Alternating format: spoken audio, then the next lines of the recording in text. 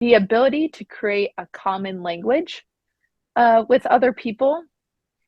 And what I mean by that is, like, I had an experience early in my career where I had kind of a quick turnaround project. I was in the business and analytics department of this company before I moved into training. And I said, we need you to dive in and find out why this certain group of customers is canceling. And we want to know factors around their packages and pricing or experiences. And we need you to dive in. And it was like a 48-hour turnaround of looking at this set of data, listening to calls, analyzing accounts. So my team and I dive in. We send this report, and I'm feeling so pleased about the work that we've done. It was quick, it was effective. And the director who I shared it with was like, you didn't answer my question. Like, I'm not seeing what you've done. And I'm having this crisis moment of like, oh my gosh. And my direct leader after that walked through with me where I missed in my communication. And he said, Mike said, he wanted to know why customers were canceling, but when you presented the information to him, you didn't present it in terms of these are the top 3 reasons why customers are canceling.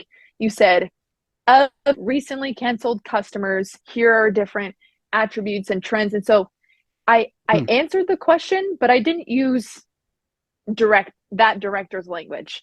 And that might sound like such a silly thing of like, you know what? Well, the message is still there. But something I see as organizations, whether they're smaller or larger, is when people don't have common understanding and language of how we ask questions, how we answer questions, how we define success, it becomes difficult for employees to take risks. There's so much powerful stuff in there and so many lessons to be learned from that example. That's a fantastic example. 2 big things stood out to me.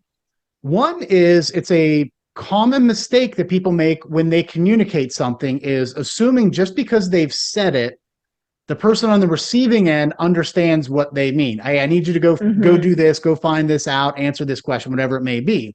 Just by putting it out there is not communicating. That's simply knowledge sharing or knowledge transfer, information transfer, but really making sure, as you said, that from the person asking for this report, that they are very, very clear as to what they're asking, what they need, and then especially the context as to why they need it. I have a meeting with senior leadership where I need to be able to tell them X, Y, and Z.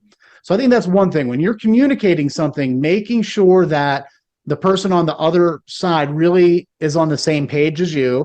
And that is just one, being clear in your communications, adding the context. And then the third thing, checking for understanding, right? Pausing and making sure that other person does understand. Then the second component of that I do see a lot is, and I've experienced this throughout my career, is sometimes the organizational culture isn't at a place where people feel comfortable asking those questions. So if they didn't get what they needed, they weren't quite comfortable to pause and say, well, is this what you mean? Or do you mean this? Really, what are you looking for? Can you give me some more detail? And it was funny. It reminded me of an episode from the TV show The Office, where they had the new office manager comes in and he asks one of the sales reps, "Hey, can you give me a rundown of all your top accounts?"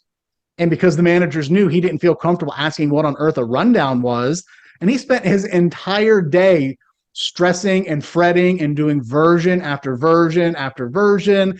And it turned out it was something very simple, but because of that lack of communication, so much time and energy was wasted, and he ultimately didn't get what he needed in the end of it. So no, that was a great example.